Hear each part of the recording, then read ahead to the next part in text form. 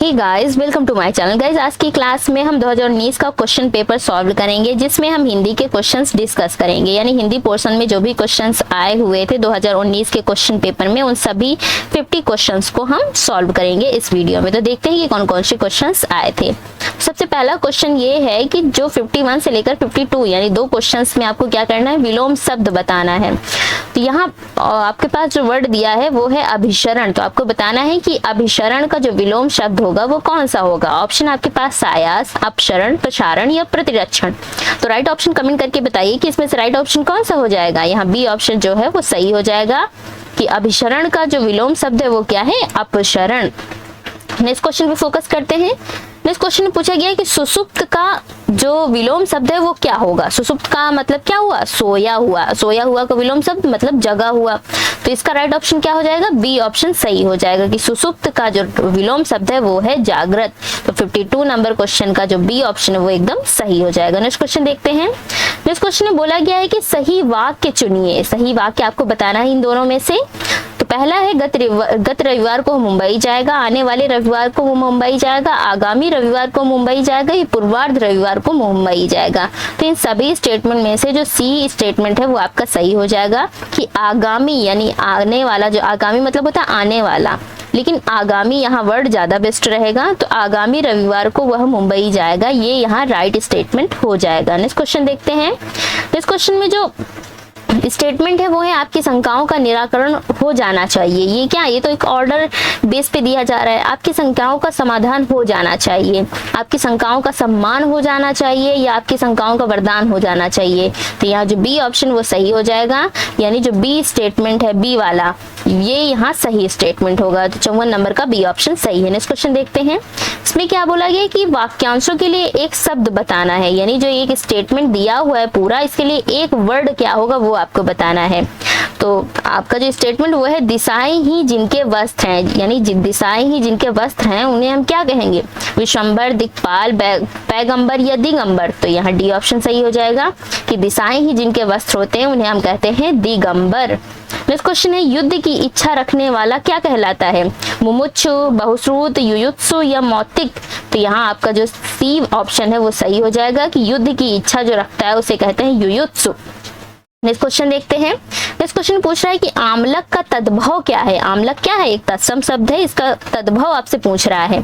Option आपके पास आदर्शिका, आम्र, आपाक या आंवला। तो जो आमलक है उसका तद्भव हो जाएगा आंवला।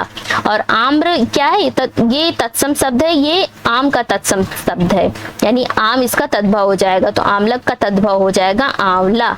तो यहाँ डी ऑप्शन सही हो जाएगा। नेक्स्ट में पूछ रहा है तिनका का तत्सम शब्द क्या है।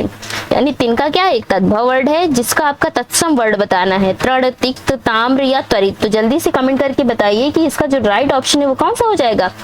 ए ऑप्शन सही हो जाएगा। तिनका का तत्सम शब्द होता है तृण। नेक्स्ट क्वेश्चन देखते हैं। नेक्स्ट क्वेश्चन में पूछ रहा है कि विशेषण की विशेषता बताने वाले शब्द क्या कहते हैं। यानी जो शब्द की विशेषता बताए उसे तो हम विशेषण कहते हैं, लेकिन जो अगर विशेषण की विशेषता बताए उसे हम क्या कहेंगे, क्रिया विशेष, प्रविशेषण या सर्वनाम। तो यहाँ बी ऑप्शन सही हो जाएगा कि जो विशेषण की विशेषता बताते हैं उन शब्दों को हम कहते हैं प्रविशेषण। तो बी ऑप्शन सही है। नेक्स्ट क्वेश्चन देखते हैं। नेक्स्ट क्वेश्चन पूछ रहा है कि परिश्रमी शब्द में कौन से विशेषण का बोध होता है, संख्यावाचक, परिणामवाचक, परिमाणवाचक या गुणवाचक। तो राइट ऑप्शन कमेंट करके बताइए कि राइट ऑप्शन कौन सा हो जाएगा।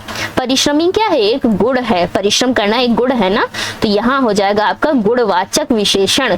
तो यहाँ डी ऑप्शन सही है। नेक्स्ट क्वेश्चन देखते हैं। नेक्स्ट क्वेश्चन पूछ रहा है कि मंदिर का पर्यायवाची कौन सा है, देवघर, परम धाम, निर्वाण या परम पद। तो राइट ऑप्शन बताइए। तो मंदिर का जो पर्यायवाची हो जाएगा वो हो जाएगा देवग्रह। देवग्रह, देवालय, देवस्थान, ये सब क्या है, मंदिर के पर्यायवाची हैं। तो यहाँ आपका इस क्वेश्चन का ए ऑप्शन सही हो जाएगा। नेक्स्ट क्वेश्चन देखते हैं। नेक्स्ट क्वेश्चन में पूछा जा रहा है कि तृष्णा, just a minute. Next question में पूछ रहा है कि तृष्णा का पर्यायवाची क्या है। यानी तृष्णा मतलब क्या होता है, लालच, ये सब तृष्णा होती है ना, तो इसका पर्यायवाची क्या होगा, मकरंद, सहचर, रसिका या लिप्सा।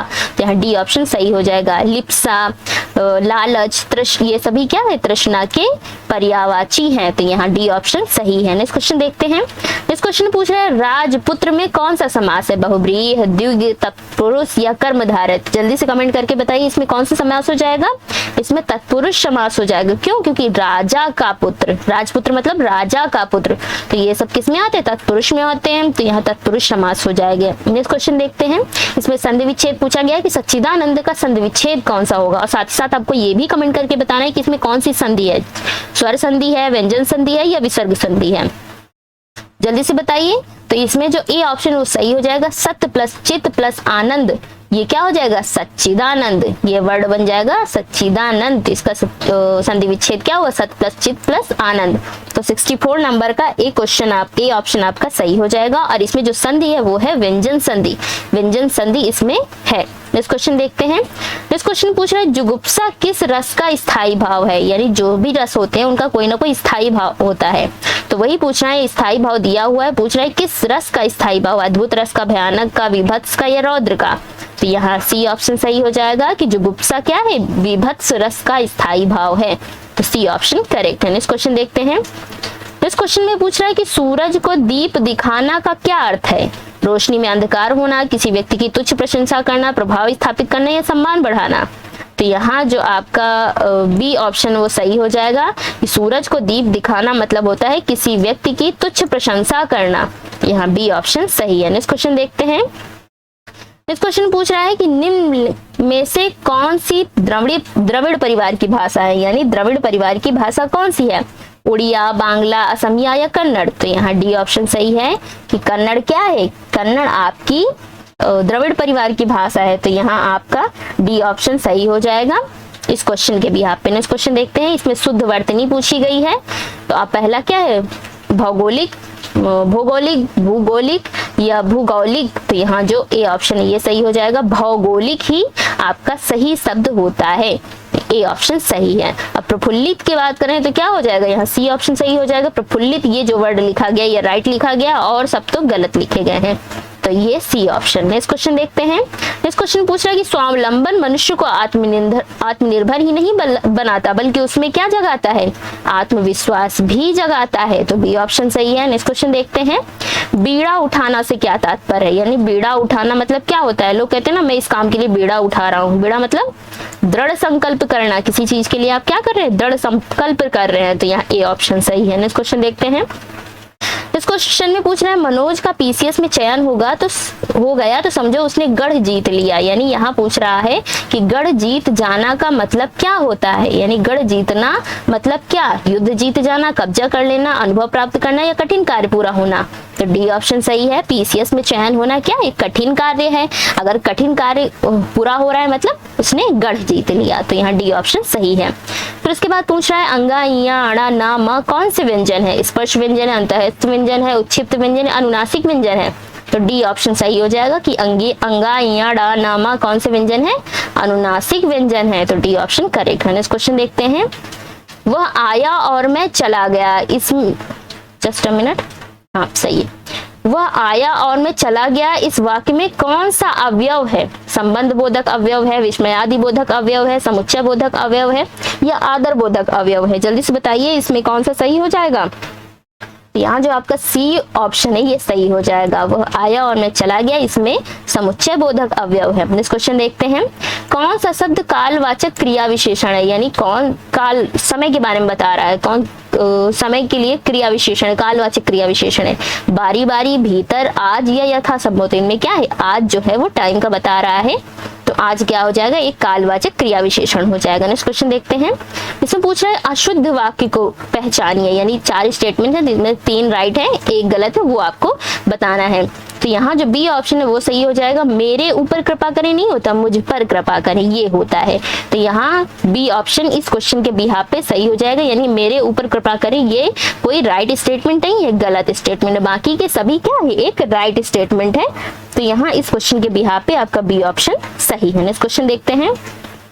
इसमें पूछ रहा है कि मिश्र वाक्य कौन सा है, मिश्र वाक्य का आपको चयन करना है, तो सही जल्दी से बताइए कि इसमें से मिश्र वाक्य कौन सा है। यहाँ जो सी ऑप्शन है वो सही हो जाएगा, जो विद्यार्थी परिश्रमी है वह अवश्य सफल होगा, तो ये क्या है, एक मिश्र वाक्य है, तो यहाँ सी ऑप्शन सही हो जाएगा। नेक्स्ट क्वेश्चन देखते हैं। नेक्स्ट क्वेश्चन पूछ रहा है कि कौन उपसर्ग रहित शब्द है, यानी किसमें उपसर्ग नहीं लगा है। अगर संयोग की बात करें तो सम प्लस योग से बना है, ये अति प्लस अधिक से बना है, वी प्लस देश से बना है, लेकिन सुरेश में ऐसा कोई भी उपसर्ग नहीं लगा है, तो ये क्या है, बिना उपसर्ग का शब्द है। तो इस क्वेश्चन के लिए ये ऑप्शन सही हो जाएगा। नेक्स्ट क्वेश्चन देखते हैं। गर्व शून्य शब्द में समास है, कौन सा समास है, कर्म तत्पुरुष, करण तत्पुरुष, संप्रदान तत्पुरुष या अपादान तत्पुरुष। तो आपको राइट ऑप्शन बताना है कि इसमें से राइट ऑप्शन कौन सा हो जाएगा। यहाँ बी ऑप्शन सही हो जाएगा। गर्व शून्य मतलब गर्व से शून्य, अकरण मतलब क्या होता है, करण से, कर्ता ने कर्म को करण से, तो से क्या है, करण वाला है, तो यहाँ आपका कौन सा वो हो जाएगा, समास हो जाएगा, गर्व से शून्य मतलब करण तत्पुरुष। तो यहाँ आपका बी ऑप्शन सही हो जाएगा। नेक्स्ट क्वेश्चन देखते हैं। नेक्स्ट में पूछ रहा है सब्ज बाग दिखाना का क्या अर्थ है। सब्ज बाग दिखाना क्या है, एक मुहावरा है जिसका अर्थ आपको बताना है कि इसका मतलब क्या होता है। पहला ऑप्शन है प्रभाव स्थापित करना, लालच देकर बहकाना, विवेक खो देना या होश उड़ जाना। यहाँ बी ऑप्शन सही हो जाएगा। सब्ज बाग दिखाना मतलब होता है लालच देकर बहकाना। किसी को अगर आप लालच देकर बहकाते हैं तो उसका मतलब होता है सब्ज बाग दिखाना। तो बी ऑप्शन सही है। नेक्स्ट क्वेश्चन देखते हैं। इसमें आपसे पूछ रहा है कि कौन सा संधि विच्छेद सही है, यानी 3 गलत हैं, 1 सही है, वही आपको देखना है। तो अधिकांश, अधि प्लस कांश ये गलत है, इसका सही संधि विच्छेद होगा अधिक प्लस अंश। इसका हो जाएगा अनु प्लस उदित, तो ये भी गलत है। प्राण धन आयाम इसका होगा, और त्रिपुर धन अरि, तो ये सही है, ये सही लिखा हुआ है, बाकी सब गलत लिखे हुए हैं। नेक्स्ट क्वेश्चन देखते हैं। पंचानन में कौन सा समास है, तत्पुरुष, बहुब्रीहि, द्विगु या कर्मधारय। है तो जल्दी से बताइए कि इसमें से राइट ऑप्शन कौन सा हो जाएगा।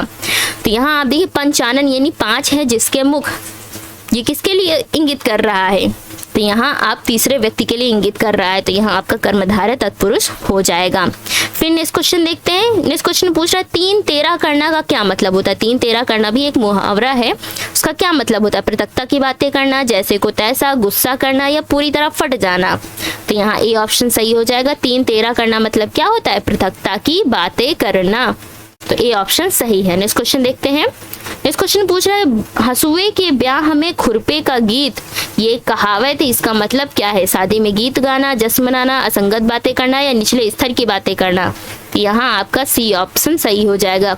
हंसुए के ब्याह में खुरपे का गीत का मतलब होता है असंगत बातें करना। नेक्स्ट क्वेश्चन देखते हैं। इस क्वेश्चन पूछ रहा है देव्यर्पण का संधि विच्छेद क्या है, यानी यह एक शब्द है, इसका संधि विच्छेद क्या है, या है यानी देवी प्लस अर्पण, ये बी ऑप्शन सही हो जाएगा। देव्यर्पण का संधि विच्छेद हो जाएगा देवी प्लस अर्पण, ये ई और आ बनकर मिलकर या बन जाएंगे और ये यहाँ देव्यर्पण हो जाएगा। फिर उसके बाद पूछ रहा है पुस्तकीय शब्द में प्रत्यय बताइए। प्रत्यय जो पीछे लगते हैं उन्हें कहते हैं प्रत्यय, जो आगे लगते हैं उन्हें कहते हैं उपसर्ग। तो यहाँ पुस्तक प्लस ई यानी ई ये प्रत्यय लगा हुआ है, तो सी ऑप्शन सही हो जाएगा। नेक्स्ट क्वेश्चन देखते हैं। इसमें पूछ रहा है स्वतंत्रता सबको प्यारी होती है, इसमें रेखांकित पद जो है स्वतंत्रता वो किस संज्ञा का भेद है, जातिवाचक संज्ञा, भाववाचक संज्ञा, गुणवाचक की, या इनमें से कोई नहीं। तो स्वतंत्रता क्या है, एक भाव है, एक इमोशन है, तो क्या हो जाएगा, भाववाचक संज्ञा में आ जाएगा, तो बी ऑप्शन सही है।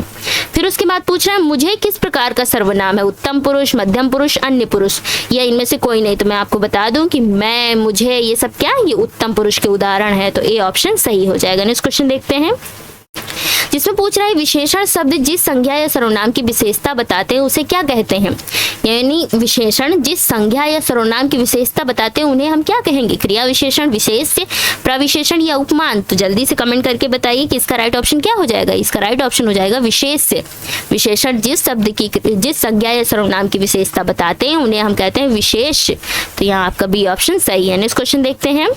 इसमें पूछ रहा है कि मूल अकर्मक धातुओं के साथ मूल अकर्मक धातुओं के साथ प्रत्यय जोड़कर बनाई गई क्रिया धातुएं क्या कहलाती हैं, संयुक्त धातु, द्विकर्मक धातु, साधे सकर्मक धातु, ये समस्त धातु। जल्दी से बताइए इसका राइट ऑप्शन क्या हो जाएगा। सी ऑप्शन सही हो जाएगा कि मूल अकर्मक धातुओं के साथ प्रत्यय जोड़कर बनाई गई क्रिया धातुएं क्या कहलाती हैं, साधित सकर्मक धातु। फिर उसके बाद आपसे रचनाओं के बारे में पूछ रहा है कि प्रेम वाटिका जो है वो किसकी काव्य कृति, किसकी रचना है, रसखान की, नरहरि दास की, आलम की या भारतेंदु हरिश्चंद्र की। तो यहाँ ए ऑप्शन सही हो जाएगा कि प्रेम वाटिका जो रचना है वो किसकी रचना है, रसखान की रचना है। फिर पूछ रहा है कि कौन सा शब्द अली शब्द का अनेकार्थक नहीं है, यानी अली शब्द जो है उसके कई मतलब होते हैं, तो इनमें से कौन सा अली का मतलब नहीं है। तो मैं आपको बता दूं, अली का मतलब भौरा भी होता है, अली का मतलब सखी भी होता है, और अली का मतलब बिच्छू भी होता है, लेकिन रूपसी नहीं होता। तो इस क्वेश्चन के बिहाफ पे सी ऑप्शन आपका सही हो जाएगा। नेक्स्ट क्वेश्चन देखते हैं। इसमें आपसे उच्चारण स्थान पूछा गया है, जिसमें दिया है कि त, थ, द, ध और स आदि का उच्चारण स्थान क्या है। ये त वर्ग है और स अलग है। इन सभी का उच्चारण स्थान क्या होगा? तालव्य होगा, दंत होगा, मूर्धन्य होगा या दंतोष्ठ होगा। मैं आपको बता दूं, त वर्ग के जितने भी होते हैं उनका उच्चारण स्थान दंत होता है, तो बी ऑप्शन सही है। नेक्स्ट क्वेश्चन देखते हैं। कौन सा शब्द पुल्लिंग रूप में प्रयुक्त नहीं होता? हाथी, नदी, दही या पानी। तो जल्दी से कमेंट करके बताइए कि राइट ऑप्शन क्या हो जाएगा? सी। हम कभी नहीं कहते कि नदी बह रहा है, हम हमेशा कहते हैं कि नदी क्या है? बह रही है। तो नदी का प्रयोग हम कभी भी पुल्लिंग रूप में नहीं करते, तो यहाँ सी ऑप्शन करेक्ट हो जाएगा। फिर उसके बाद पूछा सप्तर्षि में सप्त प्लस ऋषि, इससे बनी संधि क्या है, यानी सप्त प्लस ऋषि से जो संधि बनेगी, जिस संधि का उदाहरण है वो कौन सी संधि है? दीर्घ संधि है, यड़ संधि है, व्यंजन है या गुण है। तो जल्दी से कमेंट करके बताइए कि कौन सा ऑप्शन सही हो जाएगा। डी ऑप्शन सही हो जाएगा। सप्त प्लस ऋषि को मिलाएंगे तो बन जाएगा सप्तर्षि, और ये गुण संधि का आपका उदाहरण है। गुण संधि क्या है? स्वर संधि का एक क्या है? पार्ट है, तो गुण स्वर संधि का उदाहरण हो जाएगा। नेक्स्ट क्वेश्चन देखते हैं। बाढ़ पीड़ितों की सहायता के संबंध में पत्र लिखा जाता है किसे? ऑप्शन बताइए। लेखाधिकारी महोदय को, जिलाधिकारी को, कुलपति महोदय को या आचार्य महोदय को। तो बाढ़ पीड़ितों की सहायता के संबंध में जो पत्र लिखा जाता है वो जिलाधिकारी को पत्र लिखा जाता है, तो बी ऑप्शन सही है। फिर उसके बाद पूछ रहा है ठेले पर हिमालय किस विधा की रचना है, यानी ठेले पर हिमालय जो रचना है वो निबंध है, कहानी है, उपन्यास है या यात्रा वृत्त है। राइट ऑप्शन कमेंट करके बताइए कि राइट ऑप्शन क्या हो जाएगा। ए ऑप्शन सही हो जाएगा। ठेले पर हिमालय निबंध है, किसका निबंध है? धर्मवीर भारती का। ए ऑप्शन सही है। फिर पूछ रहा है कि कौन सा कवि अष्टछाप का नहीं है? सूरदास, कुंभनदास, नंददास या रैदास। तो राइट ऑप्शन कौन सा हो जाएगा?